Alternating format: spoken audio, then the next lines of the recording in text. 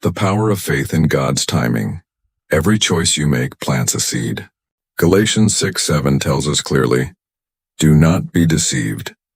God is not mocked, for whatever a man sows, that he will also reap." This isn't just an idea.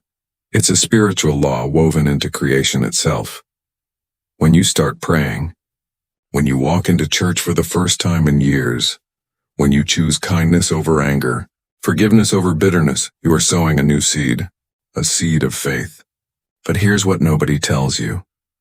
You may still be walking through the harvest of choices made long before you knew God.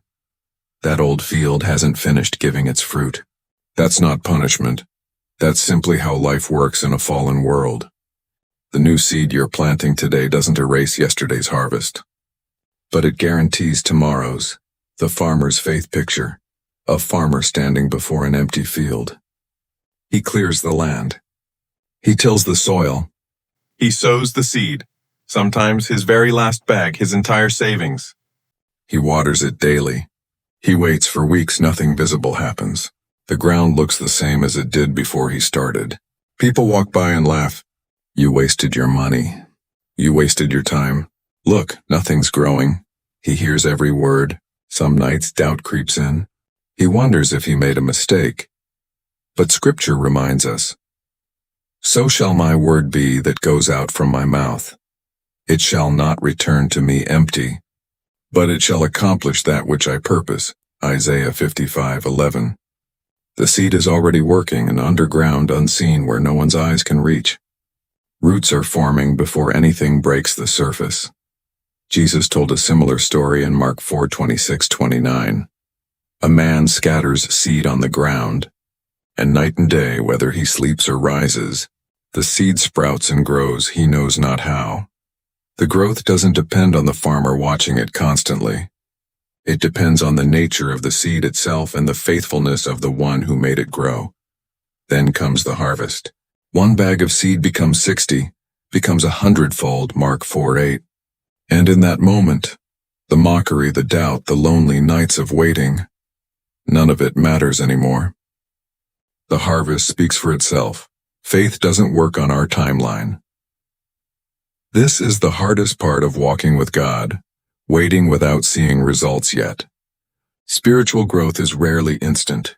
Healing takes time. Breaking old habits takes time. Restoring broken relationships takes time.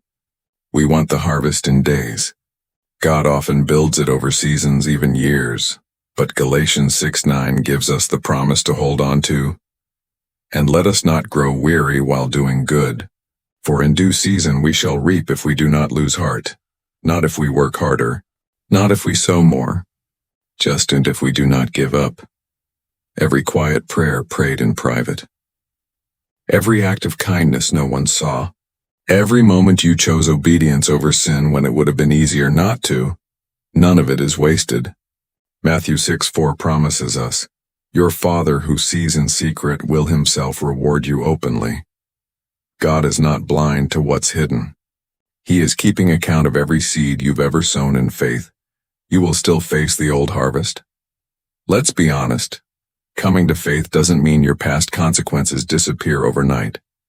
You may still face the fallout of choices made years ago, relationships that need healing, habits that took root deep, seasons of hardship that were already set in motion before you turned to God. This is not God punishing you. This is the old field still finishing its course. But here is the hope. While you're walking through that old harvest, you're simultaneously planting a new one, and that new field is destined for a different ending. Don't lose heart. So if you're in that quiet season, sowing in faith, seeing nothing yet, hearing the doubts of others or even your own mind, remember the farmer. He didn't stop because the field looked empty. He trusted what he could not yet see. Keep showing up. Keep praying.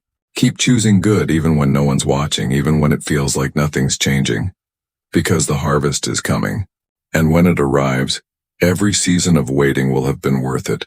Therefore, my beloved brethren, be steadfast, immovable, always abounding in the work of the Lord, knowing that your labor is not in vain in the Lord. 1 Corinthians 15:58.